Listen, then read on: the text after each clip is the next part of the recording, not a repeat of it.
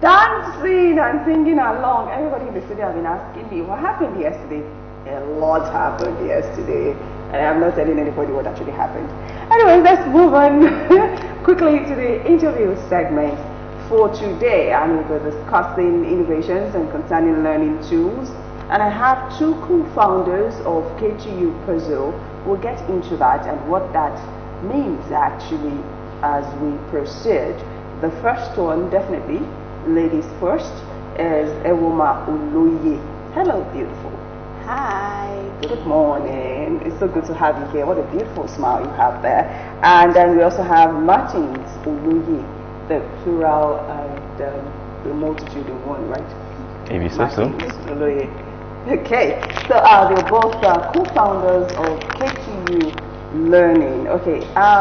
Before we get into that, actually, the puzzles, how that contributes to learning and all that, because I'm very, very interested in knowing all about that. First, let's get to know how you define innovation, being the fact that you actually are actually a co-founder of KTU Puzzles. So how do you define innovation in context of educational tools and methods? Martins. Good morning. Good morning. Good morning, viewers. So, innovation means you just need to ensure that you have something different from what you have before. So, in other words, simply put, how can we get something better? What is the new thing that we can do to move from point A to point B? And now in education, it means we have to think about making tools accessible, available for children that will make learning easy, that will make learning fun, and at the same time achieve all the things you need to achieve. There's, all the parameters that you're looking at to ensure that learning goals, learning points are achieved. Yes, Martins, you are the visionary, correct? You saw this vision first, is that true? So, but I want to believe that behind every successful man is a woman. Okay, so yes, definitely. So I'm pushing this question to her. Can I just be honest about the thing? Okay. A lot of men know how not to run into troubles. She is a visionary founder. Oh, and wow. a visionary co-founder. You see? Ladies first. Ladies first, exactly. So, really, what inspired you to embark on this journey? So, this was a personal journey. Okay. We hit some difficult personal things that forced us to look at how our children are being educated and what difference can we make in the type of education they receive. When he was speaking, he said innovation is changing how you move from point A to point B. Sometime in the 1700s, that used to be a horse and a carriage. Today, you have cars, you have trains that move at the speed of light. So that is innovation in movement. So it's the same thing with education. It was a case of what can we do differently that will enable us to achieve our goals in educating our children. Okay, Martins, was this an idea you conceived a long time ago, or was there a lot of try and error method? What I mean is that this particular idea, was it developed after you tried various methods and you thought that, okay, this is the best out of those methods, or this was just a particular idea that came to you? Okay, thank you. A very good question. So the real thing is we have to come back to what we call why we were doing the research and everything, because we have a lot of research team all over the world, to be fair, from the US. We have associate professors and profs and doctorate students working with us, and so we at the moment where we had our goal, which is to get the children educated in a fun and loving way. We need to look at SDG goals that we need to attain while doing it. We need to get them to have education in such a way that wherever you find yourself, that blocks of life have been molded from the very beginning. So we had all forms of methods. So the thing is, this is what we want to do. How do we get there? We know that we need to get them to have improved IQ. We need to get them to understand numeracy. We need to make sure that literacy is good. We need to make sure that the ability to solve problems is key. Mathematics and everything. But how do we now find a game? We have a problem of children not being able to concentrate, a lot of ADHD issues, a lot of children not being able to love learning again. We know the vices that we have all over town and everything. So getting them back is a lot of problem, which is why we had to look for different games. We actually tinkered and played with a lot of games, which I don't want to mention on here, but the popular ones like chess, like Rubik's Cube, like all different forms of puzzles. And we had to which one do we search for? Tested everything, and okay, what is also mass? We're talking of improving national IQ on the average. We can't just choose a game that will not allow everyone to participate at the same time. So we need something that will be go from one end of the spectrum to the other in the classroom, not just pitch 2 and 2 people against each other and all of those things. So that's how we got to be able to choose jigsaw puzzles. And at KTV Games Limited, we have a lot of other things, but this is the one that is first primal interpersonal. I have to say that, to get them all together in one room and do some tests. And this is the jigsaw puzzles with African folklore, African stories, all our old stories, tales by moonlight, that we know, that our parents know, that the children don't know anymore. That also brings the factor in culture, factor in what we need to teach them, and factor in. So it's a big pot where we put everything together. So that's how we got to this. A lot of tests and everything. And when you talk about games, sometimes games can be addictive, and it's one of the reasons why I don't actually tilt towards playing games. You'll not find any on my phone. Really, I don't play games, and people find me as a boring person for not playing games. But just for that one fact, the reason that it can be very, very addictive, and sometimes it drains your IQ when you play too much. So is there a particular way to balance that? Yes, yours are educational games, but at the same time, are they addictive? Because it just comes with a package, really, most times. So is that for me or for her? I want her to answer that, please. Okay, so it's a very simple answer. Jigsaw puzzles in particular are extremely good. Research has shown that if you spend 25 minutes a day on a jigsaw puzzle, your IQ increases by 4 points. Oh, wow. The probability, yes, of your IQ increasing by 4 points is higher when you spend a minimum of 25 minutes a day on a jigsaw puzzle.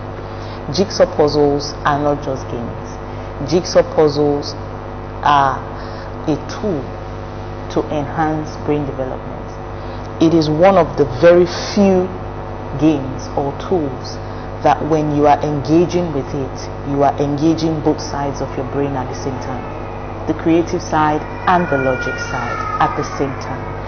It is a stimulating activity that leads to problem-solving abilities. So problem solving is increased, critical thinking is increased. I just mentioned your IQ increases, you use both sides of your brain. Visual spatial reasoning is improved, eye-hand coordination is improved. Oh, wow. Very importantly, numeracy is improved. So there have been studies, research done, funny enough, even as close as University of Ibadan. So I'm going to call a few research that have happened in Italy, in Australia, in Nigeria. So from the University of Ibadan, in Ogun State, Ondo State, and I think Oyo State, where it shows that using jigsaw puzzles improves your understanding of numeracy and geometry. Okay, so Martins, when you talk about the puzzles, the games, is there a particular age bracket that falls into the number of people or the particular age that should play it? You know, I have a daughter, a 2-year-old daughter, and can she actually play these games, or does she have to attain a certain age? Okay, so we, from the name K to U, kindergarten to university. So there's a lot of research, like you said, and each day researches are evolving over time. So 4 years and below, the frontal lobe is still developing. So most times when you tell them to do this, that's why they ask you a lot of questions. Terrific toddlers, terrific 2, like we always call them. So at that moment, they're just playing. So but from 4 and above, you can start introducing them to certain educational games. So we use the word game, so at least it will be attractive to the children, because they need to have fun while at it. So we have a broad range of products that takes them from that 4, the one for little children, where you have a 2-sided jigsaw puzzles. You fix it, then you flip it, and you have the painting side. So what it means is that you have a situation where from 4 all the way to the university and old age. Why I mentioned old age is recently we're having a splurge everywhere now, that things that we don't experience in this part of the world. Alzheimer's, dementia, these things are coming up. Growing up a couple of years ago, we don't get to have our old people having some things, but now we're there. And research is evolving, and it's showing that when you allow them to play certain games, it helps when they have early onset dementia or Alzheimer's, that the more they play, it is a memory tool, it's a mind tasking tool. So when you put the jigsaw puzzles together, now for our side, because this is African folklore jigsaw puzzles, African folktale, simply puts all our stories. I take particular reference to Yoruba stories. The stories we have are all over Africa, from the northern to the southern pole. We have Ghana and everything. But let's come home. If we walk out on the average and ask some of our children to tell us our folklore, the stories, like a few of them, Ajaduru, Ramileru, Fere, Kufe, I can see the smile on your face. Or Yata, Kunwale, Alujonjo, Ekejon, or maybe Aomeri Joba, Kuewele. You know that trending thing recently, Gongo, they danced it, but there's a story behind it. Oh, really? It's a story. So these things are going. So we are bringing this back, and from young kindergarten level to old age, we can use it. We've had old people, I don't want to use the word old people, young at heart, that still make use of this thing.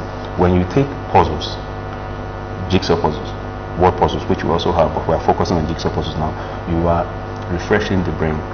Mental exercise is not something we joke with anymore. As you're getting the body fit, you need to also make the mind to be smart, articulate, and strong.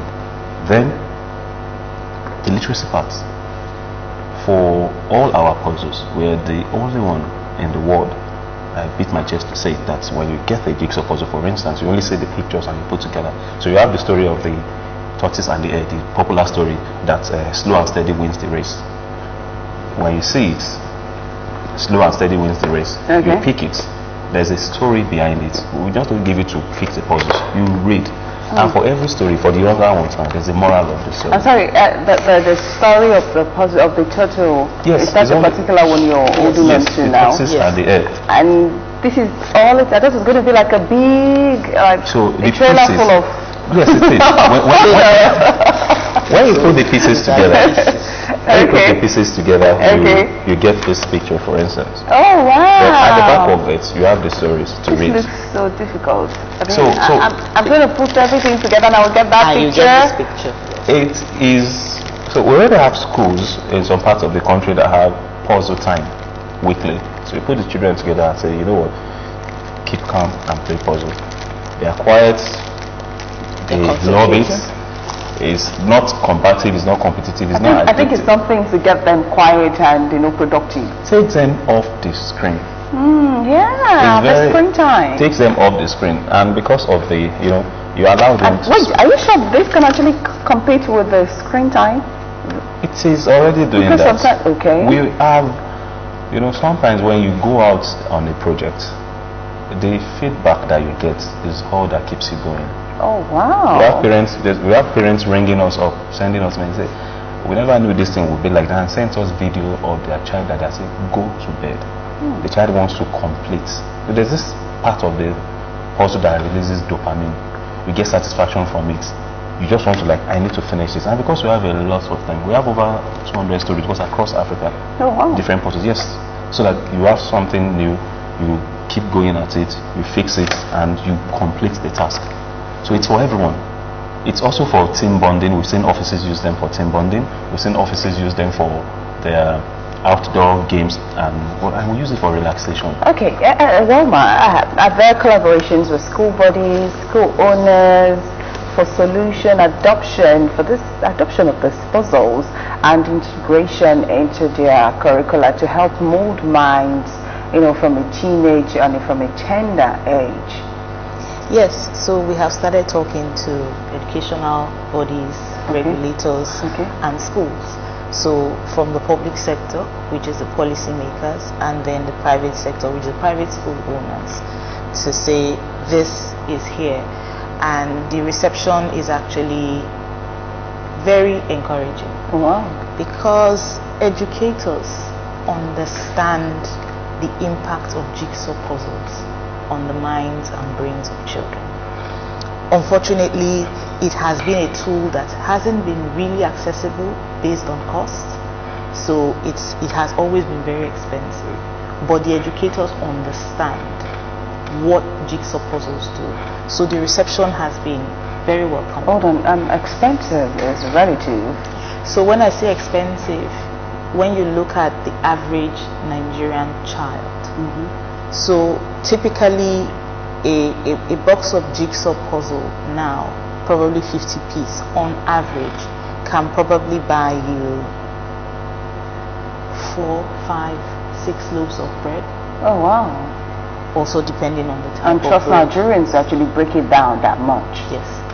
So when you look at it from that angle, a parent would rather buy bread than to buy jigsaw puzzle, not realizing as well that the impact of the jigsaw puzzle transcends that deep. It does something in the minds of children that lingers for decades and results in a certain level of development and problem solving activity that change everything in the long run. And that's exactly why we are targeting children, because they will determine what the future would look like. Okay, now that a woman has talked about the reception from the school bodies and the school owners, Martins, really, what are the feedbacks that you've received from the school owners and the school bodies, especially also from learners and individuals that have actually bought it for their children rather? Clearly, the first one, which we had to refer to there's a longitudinal mathematical study in Italy for understanding why jigsaw puzzles actually help with mathematics. So when they come back and tell us that, oh, the children, because you need to be patient and attentive to understand basic maths. Okay. Like, okay, if this is going to help with ADHD and get them calm, you know, and relaxed to be able to listen to the teachers, they can see the effects in 4 to 6 weeks on attention to details in the class. So you can translate that directly to mathematics, numeracy and literacy, numeracy and literacy. So the I'm sorry, I'm not following you. How is this puzzle, arranging puzzles, you know, just trying to arrange pictures, translate to understanding mathematics? Okay. Let me put in before I let her. She's the expert at the benefits of jigsaw puzzle. So there's something called visual spatial reasoning. You need it for placing, eye-hand coordination. So when you have stories to put together, pictures to put together, you look at the picture and you're putting it. So you are imagining, you understand space, you understand time. So what it means is that when you are at it, your ability to be able to prepare for geometry on the long run comes in. So according to the researchers online, when you are able to understand space, time, and you pay attention, Okay. you are good. It is, it's a long tail game, long plan game. So you need to actually understand that part. So for literacy, which is mathematics, when you are playing, you need strategy.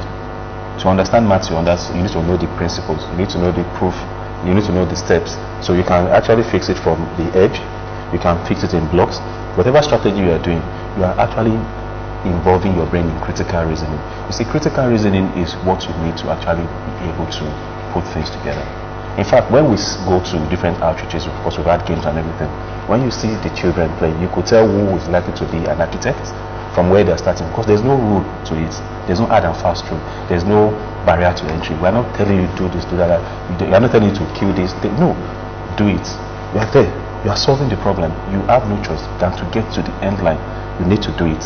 So do you want to have something to do? Yes, she definitely wants to. Yeah, I can see the way she's going on and on and on. So, in addition to what he has said, jigsaw puzzles and their shapes.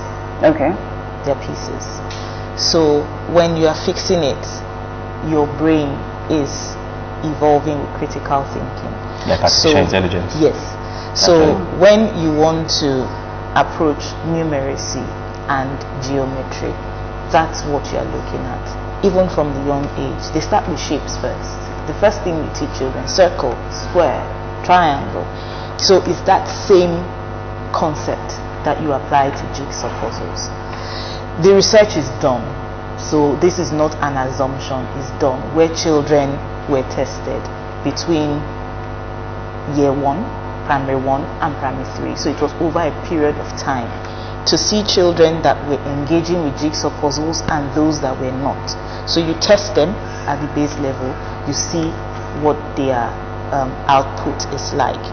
You engage them with jigsaw puzzles. This was done in weeks, so consistently, and then you continue checking. So when you check over time, the difference in the charts, the bar charts, was evident. The children that were using jigsaw puzzles daily and those that were not, in numeracy particularly. Wow. So the evidence is there. So, and it's the same thing for us now. We have added the literacy angle because we have stories, and the children are expected to read these stories in short bursts. We all know that reading has been on a gradual decline. It has, really. So this is an opportunity to get children engaged with reading. They're short, they're very short stories. So they read, and when you have them in the schools that have them already, they make the children read, and you read out. So over time, you see that they're excited to pick up a new story and read. It's an opportunity to read about different cultures. If I would digress a bit, I will throw in the angle of history and culture. Okay. A lot of these stories are historical. All right. So really, I really want us to play. Let's see what it looks like, maybe, when you play this puzzle. And this puzzle, does it come in stages? Because you said from kindergarten level to the university and even to the older generation. So does it actually have different, do you have different puzzles for different age groups? Yes, we do. Okay. So we have done the research. We have a team in Europe, in the Americas and everywhere. So what we discovered is you need to introduce and make them love it. So at the very little age, we have 12-piece puzzles. We have 16-piece puzzles. Oh, great. So because I was wondering if I get this one for my No, it's a lot for us. So there's the 12-piece puzzle. Okay. The one for younger children has the flip side. So it's two-way puzzles. Which is two not stories. No, so we have the other side, which has to do with painting. For educators, they know that painting for younger children and coloring. I'm sorry, hold on. Okay. The flipped side, once the flip is, so and it's arranged? Yes, it's arranged. They will arrange the second side too. So you arrange the first one. they also arrange the second side as well? The second side and arrange it. So the second, so if the first side is, let's say, a goat, the second side will likely be a goat in black and white. So you can now paint it, coloring. So early educators know how important coloring and shapes. That's what you need to set the blocks of life. So for the next stage, we have 16 for those that are still learning. All the children don't learn the same way. So this I'm sorry, how did you know? Actually, he's the creator. Oh wow! You look at the picture. You know, I could do this thing for a year. No. Are you sure? This is even not so difficult. This is just 64 pieces. We have 100 You called pieces. 64 just. No, you know why I say just? Great. Why I'm saying that is because it is not a. It is very clear that Nigerian children go overseas and take a while to adapt, and they become best in their class wherever they find themselves. Someone with third class here or to get there, you say this person has masters, is already a lecturer. So in us we have excellence, but we need the tool that they have over there to bring it out. Oh, great. So, and it's a long game. Like I mentioned earlier on, you need to be particular about. That's why we're talking to policymakers. You know what? Just put like maybe 10 pieces in a school. Let's say we're talking to the government. And we know you can't do everything. You have a lot that you're doing. But every school has 10 pieces. Let them start practicing. 10 pieces per school, or 6 okay, 120. That's 20 per. It's too small, but it's a step in the right direction. Let's say you start like that. So this is 64. When they do it the first time, it may be difficult. What she's doing. This looks really difficult. What she's doing. Experts that we're researching with, our brain is working, even though she has done it a lot of times. So there are brain cells, there are charges in our brain, like artificial intelligence. As she's doing it, you look at the picture, you put it together. As you're putting it together, you are really like, what is going on? To you, it may be difficult for the first time, but your brain is working over time. The more this is about convolution of the brain. The more your brain is convoluted, that is for children that are listening to us, let's not confuse them. So all you're doing is you're actually working the brain. Okay. Mental exercise. Okay, really, Martin, talking about looking back, let's look back from where you started this whole journey. Are you satisfied with the level you've achieved? I would always say that the ability to make children want to read again and learn our stories. You see, the thing about culture and identity, a lot of us want to be westernized. The Western people don't want to be like us. So why do I have to pander towards making myself to be what you want? This is our history. This is our heritage. The fact that this is something she has done a million times. A lot of times. But she's still not doing it immediately. And she's still not doing it immediately. So that's the thing. You will actually work. You get better. So it will take me like, let's say 3 years? Not that long. Not that long. So we're getting results. We're getting people. And the funny thing is that the children are faster. Oh. So when they engage with it the first time, the second time, you see that they become faster. It's one of the things we've done. We've had some, speed puzzle competitions with children. Oh, you have competitions? Yes, we do. We have competitions. Yes, oh, great. You really So before I forget, just let me chip this in. All our stories are curated and put together by doctors and PhD people. So for every story, there's a moral lesson. Oh, what we're having right now, we're on here, so I don't want to mention, we're not selling ourselves dirty, but we have a Malay, we have vices, we have problems that we are facing, which is the children don't even know what is right from wrong again, because no one is saying it. And the thing, because they are impressionable, they're impressionable. So every time you read a story, for every story that you pick, there's always a moral point. Don't be wicked, show empathy, be kind, respect elders, be, when you say it to them, I don't want to use the Stockholm syndrome. Even when you do bad things to them, oh my Lord, okay. It's something that really nice. That's how sweet it is. Every time. Thank you so much for joining us on the program, Elma and Martins Oloye. I can't wait for her to finish arranging the puzzle. It is still OGTV Splash on Ogun State Television. I will be right back after this Flash from the Past.